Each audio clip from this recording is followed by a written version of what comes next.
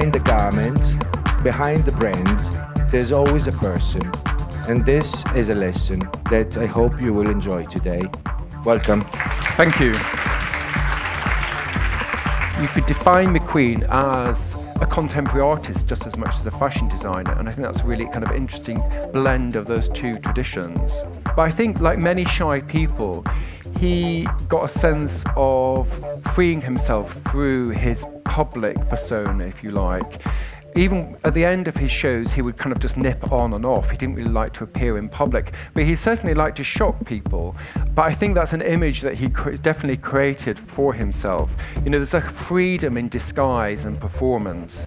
You know, he was very interested in kind of looking at the performative aspects of fashion.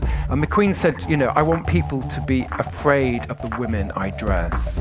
He knew exactly how to tap into the sense of power and how to use fashion as an armor to protect oneself in the world. Thank you.